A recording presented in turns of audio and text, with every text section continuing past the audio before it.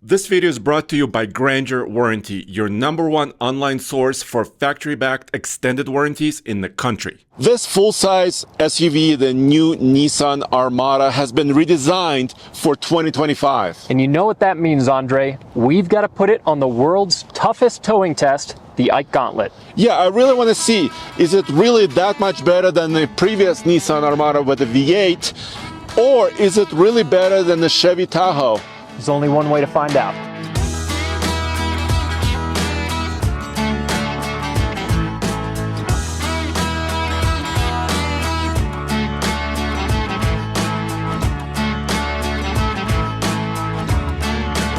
So the first test of any Ike Gauntlet is the downhill. That's exactly right. We have a steep mountain pass to drive down where we will test and see how well the new powertrain in this new Armada does at slowing down the over 8,000 pounds behind us. Exactly, and it's a new powertrain, right?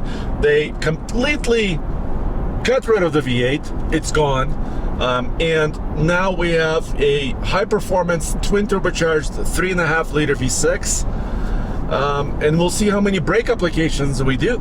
That's what we really want to know on this portion of the video. The old Armada managed to get down the hill with actually less load than what we're towing today, because this is rated to tow 8,500 pounds. The old Armada got down the hill with 9 brake applications. And that was a long time ago. Should we play a little clip from that? We should, a blast from the past. Well, we're going 50 miles an hour. Well, good. We're ready to pop out of the tunnel. Yep, this is the downhill in the Armada. And this is an 8-mile stretch of highway, basically, the Ike Gauntlet, 7% grade. So some of the pickup trucks do 10 brake applications on the way down. Yeah. And some do one. We've had one expedition do one. Do one, yes. It's amazing. So I hit 60 miles an hour, so I have to use my brakes? There's one brake application. So Steve, can you count our brakes application? That was 1. Absolutely, that's 1. So now you bring her down to 50, right? Yeah, we're at 50 now, and it actually did downshift. Okay. So there is a little bit of grade shifting happening here. That's good. We need that. We're flattening out. You see how it's kind of, the grade is becoming more gentle? Yeah. And the speed is holding now. Yeah. Yeah, absolutely. It really is. Okay, so nine brake applications. 9 brake applications. So yes, that was 9 brake applications with Stephen Elmer. Yeah. And Mr. Truck. Way back in the day. Now, 9 brake applications is not exactly an exemplary number. That's number 1. And this is our first brake application. So if we can do less than that, that would be really great. Exactly. And we've been having a little bit of maybe our trailer brakes are not as adjusted as properly as they could be. We've been using this trailer for what, 3 years almost? Yeah. It's a little grabby. It is. Yeah. Number 2. Yeah, already number 2. We haven't seen a massive amount of grade shifting. Not yet. So we're a little under 3,000 RPM right now, just now cresting 3,000. It'd be great to see it kick down another gear or 2 in this 9-speed to keep those RPMs high and hopefully slow us down a little bit more. Because already... This is going to be our number 3. So do you want to explain the way that our brake applications work? Exactly. So we popped out of the tunnel at 50 miles an hour. The speed limit on this highway is 60. So as soon as it crests over 60 to 61 miles an hour, I have to slow it down. And we count those brake applications and then bring it back down to 50. So let me close this. It's really sunny out there. And here's number 4. Number 4. The reason that this is important, because not everyone always knows right off the bat, is if you're doing an extended downhill run with a heavy trailer like what we're doing, you could run into a scenario where your brakes start to lose their power. So it's important for the powertrain in a vehicle that's set up to tow to be able to slow down the weight behind it, and this is a good test for that. I think this is number 5 now. Number 5. I really like what Nissan is doing here with the hitch. It's really easily accessible. I removed the plastic cover. The chain hooks can be put on without a lot of issue. Very nice. The 7-pin connector is right here. Very easy to reach and set up. And also, we've set up our WaySafe weight distribution hitch. This is the True Tow system. It shows exactly how much tongue load we have. We can adjust it. We can make it nearly perfect. And we're towing 8,000 pounds. And making up that 8,000 pounds is our steel Big Tex car hauler trailer that weighs around 3. And on top of it, we have our old P38 Range Rover. And you guessed it, this is around 5,000. And you know what? I went to the first drive event of this new Armada. By the way, this is the Pro 4X Off-Road Edition. Yep. And I spoke to their members of their engineering team, their marketing team. I was talking to Ryan, one of the members of the engineering team. And I was talking to them about grade shifting. And they actually test vehicles here in Colorado before they sell them. This is number 6. Number 6. Yeah, and several manufacturers do. We're not the only people that do testing on this stretch of highway because this is a very difficult stretch for a lot of vehicles to conquer. The top of it is over 11,000 feet. It's a pretty steep grade. 7%. Yeah. And for quite a while, for what, about 8 miles? Exactly. Yeah. So, and of course, we also have to measure the Armada against the Tahoe. The Tahoe is the best seller in the segment. Number 7. The Tahoe we tested a V8, 6.2 liter Tahoe about 1.5 years ago. And that did, well, let's show that video now. We pop out of the tunnel at about 53 miles an hour. No. We pop out of the tunnel at 50 miles an hour. Yeah. Big snow up here, man. And then we count brake applications. So between 61 miles an hour and down to 50. So are you ready for the first ready. one? Yes. And there it is. Okay, there's one. Well, we're done. Dude, we're leveling off. That was 6. 6. Well, that's really good. Well, at first I was scared. I know, the truck must have thought we were too level. Yeah, so the Tahoe managed, 6 brake applications? Yes. Yeah. So already at 7 brake applications here on the Armada, we're a little behind the biggest seller in this category, which would be the Tahoe with the V8. Here's our 7. 8. 8? 8, yeah. Thank you for helping me. Yeah, we're kind of flattening out here at the bottom of the hill, so we might not have another. We are still creeping up in speed a little bit, so it may end up at 15. Yeah, it's right there. Yeah. And that should be the last for this run. So, yeah, not a great performance on the downhill. No, and we configured our trailer brake controller. I kind of raised the gain. Ooh, there's a huge pothole coming up here. Well, actually not that huge. You know what? The suspension is amazing. Yeah. The suspension is really good, actually. It is. It's very smooth. We're done. So that's 15? Yeah. Okay. That's 15 brake applications, so not the best performance on the downhill. No. But as we spin around to go uphill, I think we're going to see one of the big improvements with this new Armada. Nice. This Armada has a brand new chassis, brand new powertrain. It has a lot of new technology inside. So if that worries you, no problems. You should check out GrangerWarranty.com. Use the link in the description below of this video. It's a factory-backed extended warranty, and you could save up to about $1,000, and you could service that warranty in any Nissan dealership across the country. And you'll be sure that they're using OEM parts with certified technicians and handling any potential issues that you may have well into the future. Did you know that this is basically a GTR engine? Oh, is it? Well, it's a 3.5. Let's find out. Okay, ready? And hit it. All right, we've got the timer going. We're gonna see how long it takes for this 3.5 liter twin turbo V6 to get up to the speed limit. With 8,000 pounds. Now. Almost exactly 12 seconds. That's not bad. Yeah, we've got quite a bit of power output, quite a bit of torque. 425 horsepower, 516 pound-feet of torque, and a 9-speed automatic. Yeah, I mean, the other company that we have to talk about that make trucks and SUVs is Ford. Yep. And they do have a 3.5 liter also, yep. the EcoBoost. And now Toyota also has a twin turbo V6, their iForce lineup of engines.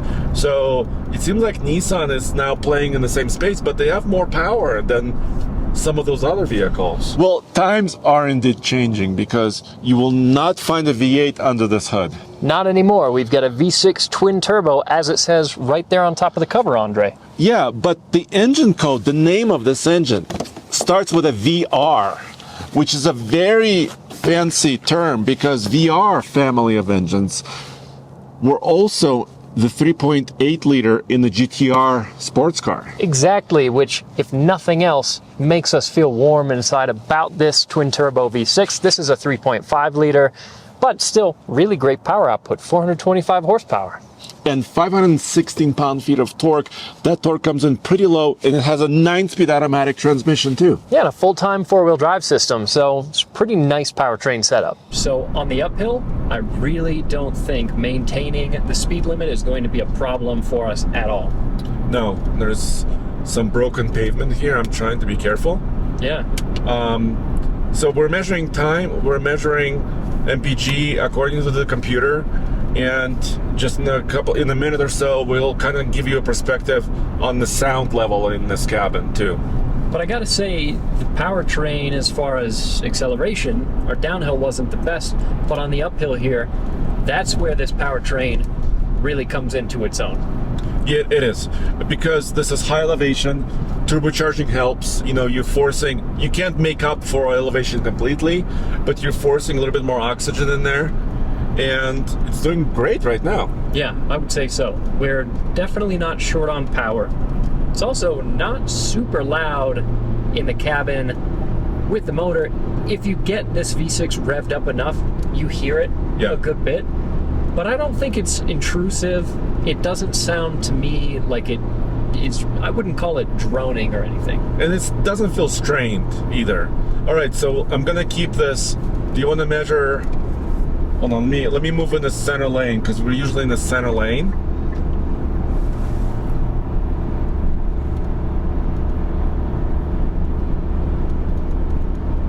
We're right around 60 decibels. That's one of the quietest results we've ever had. Yeah, so usually like vehicles like the new Tundra are also quiet, very quiet, the new Fords. The V8s and the GM are a tiny bit louder, but good louder. Yeah, it's a nice noise that they make. Now, one thing that we do like a lot on this new Armada is the mirrors. Agreed. They're redesigned. They're a little bit more horizontal than vertical. And it's more traditional, right? And I could see around this trailer no problem. Yeah, it does a good job where that's not guaranteed in SUVs. There's plenty of them where you got to strain a little bit to try and see around your trailer. Even just the standard mirror setup on this Armada works well for towing. Yeah, and usually when you're getting an SUV like this, be it a Tahoe, an Expedition, a Sequoia, they usually don't have special tow mirror packages. Yeah. Because they save them for pickup trucks, right? So if you do have a really wide camping trailer, you could use extensions, but for most trailers, you probably don't need to. No matter which new Armada you're buying, it's always rated to tow 8,500 pounds, no matter if it's a two-wheel drive, this one, the Pro 4X Off-Road Edition, which is a very competitive and pretty high number. And another competitive number when it comes to this Armada is the payload. 1,444 pounds on this particular model. That's pretty solid. For all the equipment and all the luxury it has, yes, that's really good. Also, we're pretty level because this has 4-corner air suspension. Should be pretty comfy and also level. First of all, the interior is brand new. And it's a nice design. It's very boxy. It looks rugged and masculine. The seats are ultra comfortable, actually. Yeah, and a really good design, good materials. And we have some good items for towing. The previous Armada generation did not have an integrated trailer brake controller, but I think Nissan listened to a lot of our reviews, and it's up high, it's on the right, it's really easy to see. Well, actually, it's blocked by my steering wheel a little bit. Yeah. But at least in an emergency, you could activate your trailer brakes. If you're towing more than 3,000 pounds, you have to have some kind of setup for trailer brakes, and this has got it integrated, makes it really nice and easy. Except one actually a big problem. The base Armadas don't offer this. So you have to do an aftermarket for some reason. But these nicer upper trim Armadas have it included. But here's not so great part. We just had the truck off and we started it again, and it goes back to normal mode. Yeah, But- so every time you key cycle it, it takes you out of tow haul mode, which is not a huge deal. You can just remember to put it back into the tow mode, but when it knows that you were in tow haul mode, we're still plugged in, I think it should keep you in tow haul mode. The transmission now has the key operation, so you have to consider that something to get used to, I guess. But I wanted to show you one more thing. If I go to settings, this is the only way to kind of configure the trailer or set up the trailer you're towing. There's towing settings. You could add a trailer, but that's not really clear. It says add trailer for BSW, which is blind spot warning. Edit. I named it Ike 8000. You could rename it or edit length. Yeah. But some of the other manufacturers like Ford and GM, they allow you to set up the width of the trailer. Some of them allow you to set up the weight, so you could track the MPG, you can track the mileage of the trailer. This system doesn't offer that. So it's nice that you can set up a trailer and create a profile for it, but could be easier. Yeah, and another thing about this vehicle, it's a global platform. This Armada is built in Japan. It's also the patrol name from overseas. And here it says since 1951. That's when the first patrol came to be. So it has heritage, but because of that, some of the software, is different because it has to work across the world. So we're nearing the end of the climb. Like you said, 11,158 feet above sea level. And I'm using partial throttle. So I'm not using all of the power of this powertrain. That's kind of what you like to see. Absolutely. Because if you want to pass somebody, or if there's something happening in front of you, you still have the power reserve, you could do it easily. Realistically, if a vehicle can tow its maximum tow rating at the speed limit, at this elevation, at this grade, on this stretch of highway, then it can do it pretty much anywhere. Exactly. I mean, this is one of the highest interstates in the country. I mean, some are higher, but this is an interstate, which means you're maintaining high speeds for a long period of time. And it's doing really well. Let's see what the time, what the result we get. We also got lucky with traffic, dude. Yeah. That's nice. Yeah, which is not a guarantee on I-70 ever, but especially on Friday. During ski season? Yeah. Okay, we're approaching our finish line. Final stretch. I don't feel like the vehicle is struggling still. Yeah. We're also exactly on the mark as far as time. We're approaching the 8-minute mark. Speed limit 60 mile an hour. It's 8 miles. Do that math. Should be 8 minutes. 8 minutes. And stopping the clock now.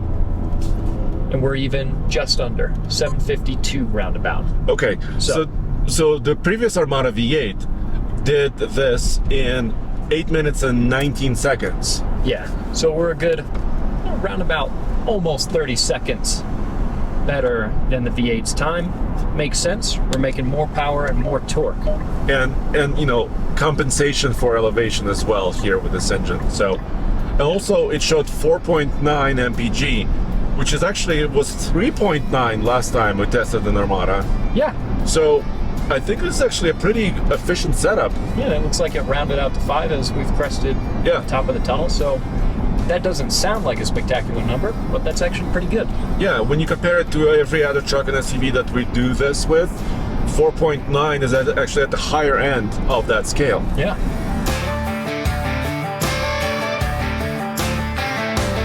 Now, Andre, here's an important point. How much is this new Armada? Okay, so it actually has a great starting price. They actually kept it even with the 2024 model. It's in the low $60,000 range. But the Pro 4X, which is a brand new trim, and I'm so happy they're doing it, starts at around $74,000. But this one right here is about $80,000 with pretty much every feature. And as far as how it tows, I think it's pretty easy to sum it up. The downhill, not really great. Not good. But the uphill, awesome. But I think, really, that's the character of this vehicle. They could have changed the downhill performance if they wanted to. Sure, and they may. And we saw, we showed, if you manually downshift on the way down, if you chose to do that, becomes a little bit better, more controllable experience. Yeah. This engine has no issues with power. It's really, really amazing, really powerful. So not the highest marks. Yeah. I mean, the Chevy Tahoe, I think, is still, with those big V8 engines, is a little bit more confident on the way down. Yeah, and you bring up a good point. That would be a good recommendation if you're towing with an Armada like this on a steep downhill grade for quite a while. It's probably worth manual shifting. That's not really what we test for here on the Ike, but it's probably worth doing it. Exactly. As always, thanks for joining us, and we'll see you, of course, very, very soon with another Ike Gauntlet video. And check out oldtfl.com for everything automotive in one place.